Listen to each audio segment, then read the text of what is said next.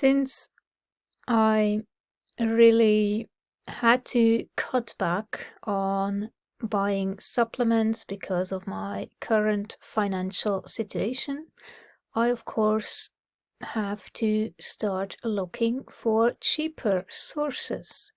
And what is best is of course the natural source of vitamins, if your body can deal with it, that is. Natasha Campbell McBride writes, "The best sources of easy-to-digest and very nourishing proteins are eggs, meats, and fish. For GAPS children and adults, it is important to eat easily digestible proteins to make the work as easy as possible for their digestive systems. The way we cook meats and fish has an effect on their digestibility. Boiled, stewed, and poached meats and fish are much easier to digest than fried, roasted, or grilled. Eggs are one of nature's treasure chests of excellent quality protein, most B vitamins, zinc, and many other useful nutrients. Unless the patient shows a clear allergy to egg, eggs should be an important part of the diet."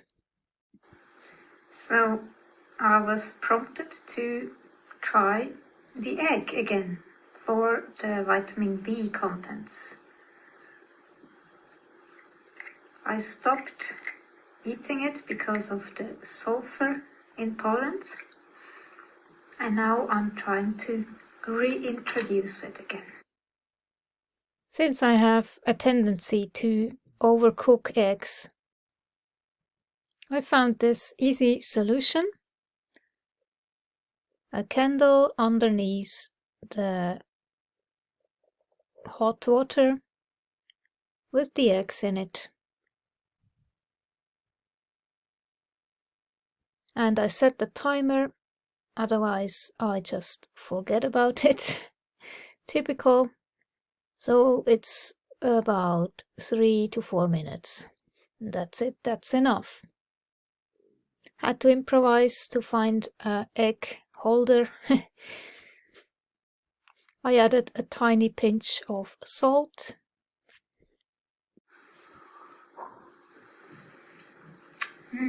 Always loved the taste of egg.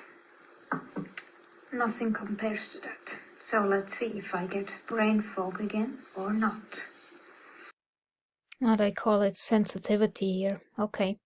So sulfur sensitivity symptoms. People who can't tolerate sulfur in large quantities. Sulfur sensitivity looks a lot like histamine reaction. Yeah. Because I had histamine intolerance as well. Quite thoroughly. And my own symptoms were fatigue, brain fog, and not nausea, but bloating. Oh my gosh, it was so uncomfortable. And you could even see it from the outside, so bloated, just from a little bit of sulfur. And the Arcina water they sell, it has some higher sulfur content, and every single time I drank it, I had those symptoms. So I had to even watch what kind of water I drank. Anyway, so now I'm trying to reintroduce several foods I could not tolerate. And let's see what happens. I'm doing that in a very careful way, just one food at a time, so I can always say if I react to that or not. If you do several foods at a time, that's confusing because then you don't know to what you react to. So it's better to do it just one at a time, and also giving it some time to react, at least 3 to 4 days. Then you know if you had a reaction or not. Yeah, and I even supplemented with molybdenum just to help with this issue.